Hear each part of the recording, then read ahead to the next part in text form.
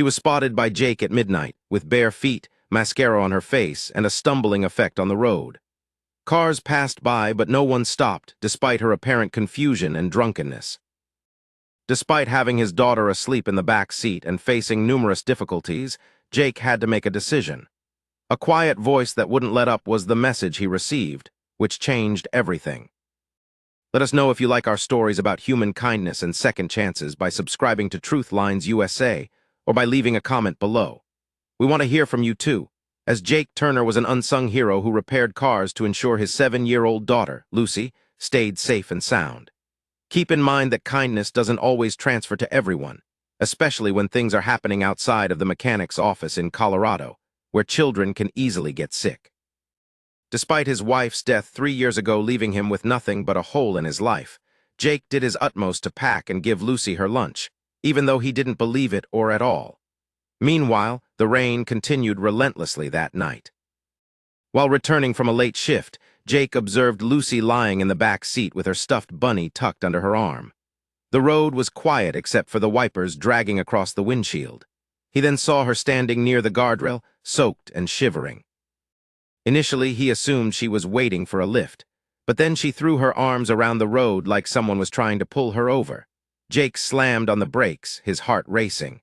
The woman almost collapsed in front of his truck. "Are you all right?" he screamed, stepping out into the rain. She looked up, her eyes bloody and unfocused. "Let's leave this alone," she said. Jake could smell the alcohol all day. Her designer gown was drenched and her makeup was streaked. She had been crying for a long time. He didn't recognize her, but she looked completely out of place, like someone who lived in an open office building, not on the verge of nature. He said, "I won't leave you here. Come on, we'll get you out of the rain," she muttered, initially dismissing him as an idiot. However, she recognized her own curiosity or maybe embarrassment when she saw Lucy's face against the back window. She was put into the passenger seat by Jake, who then opened the door and gave her his jacket. She remained quiet for a few miles, but only sniffed occasionally. He asked, "Where do you live?" Eventually, she mumbled an address on the side of town that Jake had never visited. When they arrived, her house was large, gated, and well-kept, even in the rain. Jake intervened and she greeted him with a bitter grin. "Just walk away, jerk." "Well, I have nothing left to give, folks." Jake remained silent. He nodded and comforted her, saying, "Maybe someone's doing something good for you and not asking for a penny." He then walked her to the door, checked her comatosely with grease from her day, and then left. The next morning, Jake was back in his office, but the next day he saw the same woman, who was sober, calm, and well-liked, yet she appeared to have an ambiguous and humiliating gaze. "Jake Turner?" she inquired. He blinked and wiped his hands with a rag. "Yeah, okay, can I help you out?" She hesitated, then extended her hand. "I'm sorry and thank you, Rebecca Lang," Jake grimaced. "You didn't owe me anything, you just had a bad night." Rebecca shook her head. Jake shrugged. "No, not at all. You could have abandoned me there, you just didn't know me." It hit her harder than she had anticipated.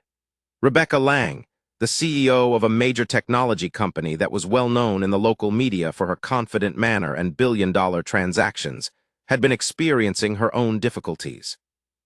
After a divorce, lawsuits, and betrayal from her closest partners, Rebecca was driven away with whiskey and the thought that the world would not miss her if she didn't return home. Then, over the next few weeks, she was haunted by the sight of Jake and his quiet humanity. Despite calling the shop to have her car serviced, she had a genuine desire to see him.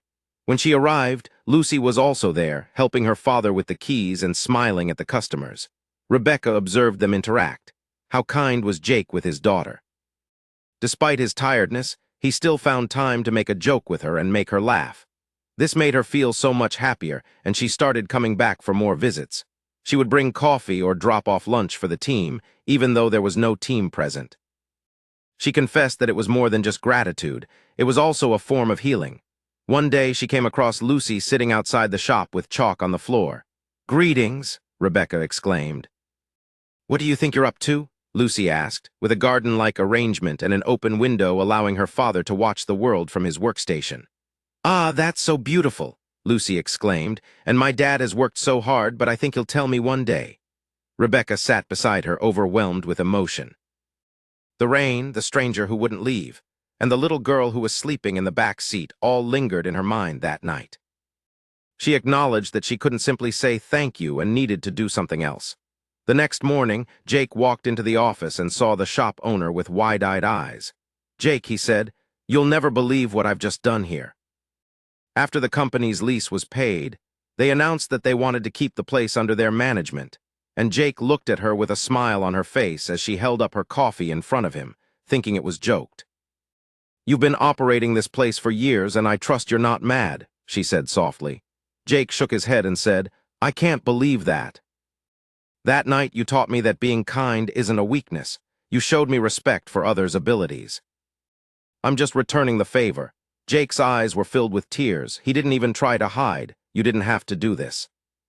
She said, "I know, that's the point." But then months went by and the shop became a successful local business. Jake enlisted the help of others, started saving for Lucy's new home, and Rebecca became a frequent visitor, not only as friend but also as companion. She would accompany Jake to the park on weekends and was adored by Lucy, who would call her Becca. Rebecca used to think that money and power could fix everything, but now she did. A stranger's act of kindness was all she needed to show her the importance of something. One evening, as the sun shone and the air was ablaze, Rebecca looked up and saw Jake. "Which words did you intend to say that night?" Jake questioned. She smiled at those who had insulted me by calling me an idiot. "All right, I was right, but the rest of it is incorrect. You weren't mad." I had the impression that I didn't require anyone. Jake glared at her for a moment before softly exclaiming, "We all need someone, Rebecca. Despite the confusion, kindness doesn't ask for your name nor your actions. The rewards it receives are not calculated, but rather emerge as unexpected individuals on a rainy night, and in minor actions that can change one's life forever." Jake's intention was not to save anyone. He simply declined to leave. Ultimately, his decision saved the lives of both the CEO and an inebriated individual. If this story resonates with you, please consider subscribing to Truth Lines USA for ongoing stories that share the importance of empathy, courage, and love. Share this with someone who needs a little hope and share in the comments how you remember someone giving you hope today.